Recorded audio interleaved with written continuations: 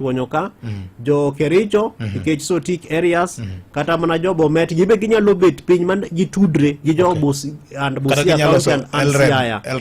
kata LREV block mar the 14 counties magi penento one of us is hosting the devolution conference watimru nango mano koro en inter-county committee.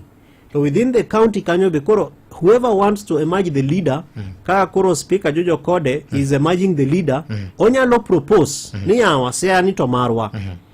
kik wawe uru mondo gore piny then no summon kato luongo the leadership the same way manage the state house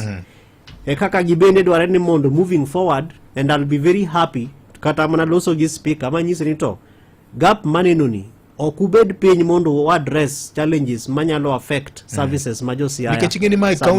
my county kama iwacho ni wuon devolution ae my chuny devolution kama jakom ae makantie chudho moro mamieno sirkand county ma Siaya en gima kata piny Kenya mangima goye nyong'ong kaka nano kigoye nyong'ong kuchakre jumani ok ber kendo wan gi hope ni kata jakom eno wuon be kama entiere oneno gik matimre Siaya kendo wan gi hope ni wan gi geno ni samoro bendo dhi loso mar mondo konjo Siaya understand the lacuna kata gap nikech governor marwa to is a very good head is a good mind kata mana within the space mar council of governors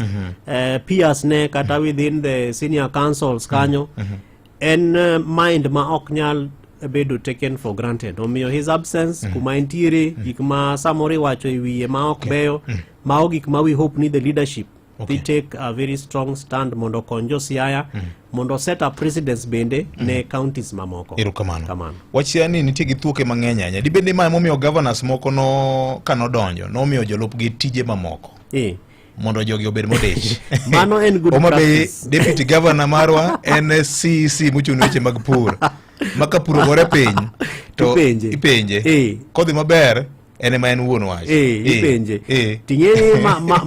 mago gin gik mwaluongo ni innovation nikech ka in jatelo to koro nyaka provide leadership manyiso ni ibedo jatelo no ae timiyo nyaka ji direction nikech not just nikech deputy governor samoro dwa bedo governor but magi bende gin jotelo they have expertise gin gi skills kaka deputy governor wa Siaya en CPA holder and gik mosetimo kata in other countries kaka South Africa kure kechana sebet kode mwase nyaka gombaka nyeni kata 2013 en gi mheshimiwa Rasanga gi an we used to convene gimilongo ni Siaya professionals caucus gi jok moko be manosebede county kaka our former chief of staff among others to kibet kode miwinjo kako loso to the dream and the hope mar Siaya en gimoro ma inyalo mana pimo gi kata mana Qatar kata Dubai kata Singapore kata pinje moko ma oko gi but the challenge of leadership kake time ema samoro goyo these progressive and good minds so your platform kinyalo migi